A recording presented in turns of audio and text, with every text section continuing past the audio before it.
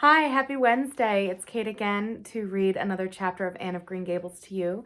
You may notice I'm wearing a Harry Potter t-shirt. That's because tonight I am hosting Harry Potter trivia through Big Marker and Kahoot. I'm going to put the link in our description below. So if you want to register, you can. That's going to be for tonight at 7 p.m. Eastern Daylight Savings Time. Today is Wednesday, April 22nd, 2020. Until then, let's jump right in with chapter 3 of Anne of Green Gables. Marilla Cuthbert is surprised. Marilla came briskly forward as Matthew opened the door, but when her eyes fell on the odd little figure in the stiff, ugly dress with the long braids of red hair and the eager, luminous eyes, she stopped short in amazement. "Matthew Cuthbert, who's that?" she ejaculated. "Where is the boy?" "There wasn't any boy," said Matthew wretchedly. "There was only her." He nodded at the child, remembering that he had never even asked her name. "No boy, but there must have been a boy," insisted Marilla. "We sent word to Mrs. Spencer to bring a boy." "Well, she didn't. She brought her. I asked the station master, and I had to bring her home. She couldn't be left there, no matter where the mistake had come in." "Well, this is a pretty piece of business," ejaculated Marilla. During this dialogue, the child had remained silent, her eyes roving from one to the other, all the animation fading out of her face. Suddenly, she seemed to grasp the full meaning of what had been said. Dropping her precious carpetbag, she sprang forward a step and clasped her hands. "You don't want me," she cried. "You don't want me because I'm not a boy. I might have expected it. Nobody ever did want me. I might have known it was all too beautiful to last. I might have known nobody really did want me. Oh, what shall I do? I'm going to burst into tears." Burst into tears she did. Sitting down on a chair by the table, flinging her arms out upon it, and burying her face in them, she proceeded to cry stormily. Marilla and Matthew looked at each other deprecatingly across the stove. Neither of them knew what to do or say. Finally, Marilla stepped lamely into the breach. Well, there's no need to cry so about it." "Yes, there is need." The child raised her head quickly, revealing a tear-stained face and trembling lips. "You would cry, too, if you were an orphan and had come to a place you thought was going to be home and found that they didn't want you because you weren't a boy. Oh, this is the most tragical thing that has ever happened to me." Something like a reluctant smile, rather rusty from long disuse, mellowed Marilla's grim expression. "Well, don't cry any more. We're not going to turn you out of doors tonight. You'll have to stay here until we investigate this affair. What's your name?" The child hesitated for a moment. "Will you please call me Cordelia?" she said eagerly. "Call you Cordelia? Is that your name?" "No, it's not exactly my name, but I would love to be called Cordelia. It is such a perfectly elegant name." "I don't know what on earth you mean. If Cordelia isn't your name, what is?" "Anne Shirley," reluctantly faltered forth the owner of that name. "But oh, please do call me Cordelia. It can't matter much what you call me if I'm only going to be here a little while, can it? And Anne is such an unromantic name." "Unromantic fiddlesticks," said the unsympathetic Marilla. "Anne is a real good, plain, sensible name. You have no need to be ashamed of it." "Oh, I'm not ashamed of it," explained Anne, "only I like Cordelia better. I've always imagined that my name was Cordelia. At least I've always have of late years. When I was young, I used to imagine it was Geraldine, but I like Cordelia better now. But if you call me Anne, please call me Anne spelled with an E." "What difference does it make how it's spelled?" asked Marilla with another rusty smile as she picked up the teapot. "Oh, it makes such a difference. It looks so much nicer. When you hear a name pronounced, can't you always see it in your mind just as if it was printed out? I can, and ANN looks dreadful, but ANNE looks so much more distinguished. If you'll only call me Anne spelled with an E, I shall try to reconcile myself to not being called Cordelia."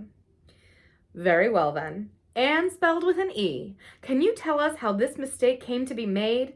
We sent word to Mrs. Spencer to bring us a boy. Were there no boys at the asylum? Oh, yes, there was an abundance of them, but Mrs. Spencer distinctly said that you wanted a girl about 11 years old. And the matron said she thought I would do. You don't know how delighted I was. I couldn't sleep all last night for joy. Oh, she said reproachfully, turning to Matthew, why didn't you tell me at the station that you didn't want me and leave me there?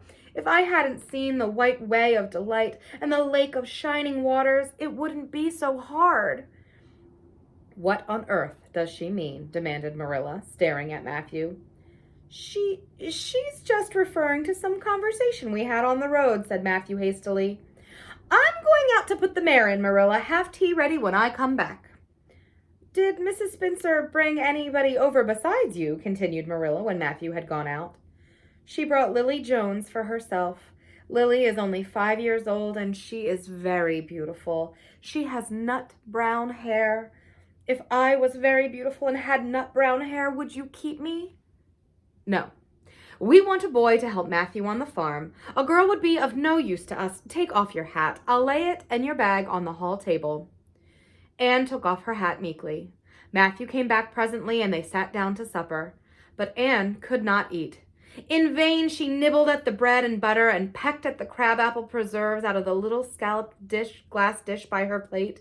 She did not really make any headway at all. You're not eating anything, said Marilla sharply, eyeing her as if this were a serious shortcoming. Anne sighed. I can't. I'm in the depths of despair. Can you eat when you are in the depths of despair? I've never been in the depths of despair, so I can't say, responded Marilla. Weren't you? Well, did you ever try to imagine you were in the depths of despair? No, I didn't. Then I don't think you can understand what it's like. It's a very uncomfortable feeling indeed. When you try to eat, a lump comes right up in your throat and you can't swallow anything, not even if it was a chocolate caramel. I had one chocolate caramel once 2 years ago, and it was simply delicious. I've often dreamed since that I've had a lot of chocolate caramels, but I always wake up just when I'm going to eat them. I do hope you won't be offended because I can't eat. Everything is extremely nice, but still, I cannot eat. I guess she's tired, said Matthew, who hadn't spoken since his return from the barn. Best put her to bed, Marilla. Marilla had been wondering where Anne should be put to bed. She had prepared a couch in the kitchen chamber for the desired and expected boy, but although it was neat and clean, it did not seem quite the thing to put a girl there somehow. But the spare room was out of the question for such a stray waif, so there remained only the east gable room. Marilla lighted a candle and told Anne to follow her, which Anne spiritlessly did, taking her hat and carpet bag from the hall table as she passed. The hall was fearsomely clean. The little gable chamber in which she presently found herself seemed still cleaner. Marilla set the candle on a 3-legged, 3-cornered table and turned down the bedclothes. I suppose you have a nightgown, she questioned. Anne nodded. Yes, I have 2. The matron of the asylum made them for me. They're fearfully skimpy. There is never enough to go around in an asylum, so things are always skimpy, at least in a poor asylum like ours. I hate skimpy night dresses, but one can dream just as well in them as in lovely trailing ones, with frills around the neck. That's one consolation. Well, undress as quick as you can and go to bed. I'll come back in a few minutes for the candle. I daren't trust you to put it out yourself. You'd likely set the place on fire. When Marilla had gone, Anne looked around her wistfully. The whitewashed walls were so painfully bare and staring that she thought they must ache over their own bareness. The floor was bare too, except for a round, braided mat in the middle, such as Anne had never seen before. In one corner was the bed, a high, old-fashioned one with 4 dark, low-turned posts. In the other corner was the aforesaid 3-cornered table, adorned with a fat, red velvet pincushion, hard enough to turn the point of the most adventurous pin. Above it hung a little 6-by-8 mirror. Midway between table and bed was the window, with an icy white muslin frill over it, and opposite it was the washstand. The whole apartment was of a rigidity not to be described in words, but which sent a shiver to the very marrow of Anne's bones. With a sob, she hastily discarded her garments, put on the skimpy nightgown, and sprang into bed, where she burrowed face down into the pillow and pulled the clothes over her head. When Marilla came up for the light, various skimpy articles of raiment scattered most untidily over the floor, and a certain tempestuous appearance of the bed were the only indications of any presence save her own.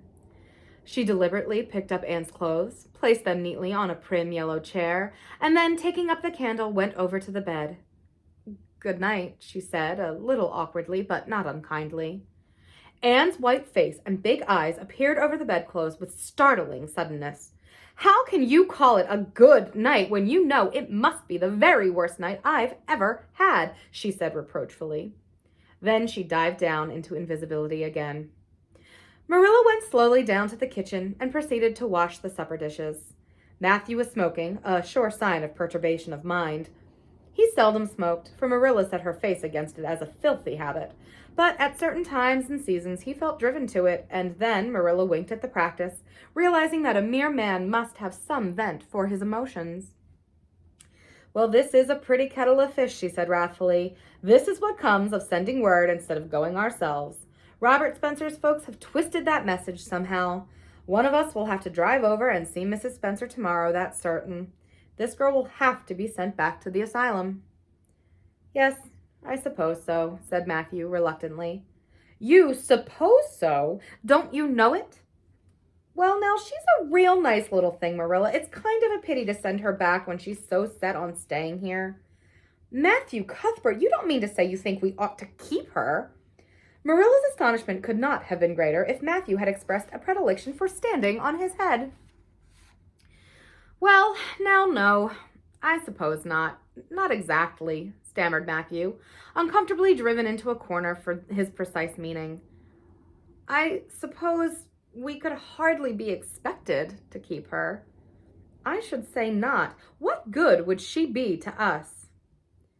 "We might be some good to her," said Matthew suddenly and unexpectedly. "Matthew Cuthbert, I believe that child has bewitched you. I can see as plain that you want to keep her." "Well, now, she's a real interesting little thing," persisted Matthew. "You should have heard her talk coming from the station." "Oh, she can talk fast enough. I saw that at once. It's nothing in her favor either. I don't like children who have so much to say. I don't want an orphan girl, and if I did, she isn't the style I'd pick out. There's something I don't understand about her. No, she's got to be dispatched straight away back to where she came from." "I could hire a French boy to help me," said Matthew, "and she'd be company for you." "I'm not suffering for company," said Marilla shortly, "and I'm not going to keep her." "Well, now, it's just as you say, of course, Marilla," said Matthew, rising and putting his pipe away. "I'm going to bed." To bed went Matthew, and to bed, when she had put her dishes away, went Marilla, frowning most resolutely. And upstairs in the east gable, a lonely, heart-hungry, friendless child cried herself to sleep. End of chapter 3.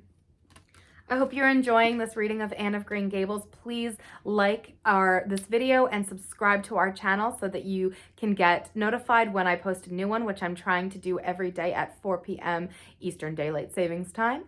And you can also find out some of our other wonderful videos. And I will see you tomorrow. Thanks so much and have a great day. Bye-bye.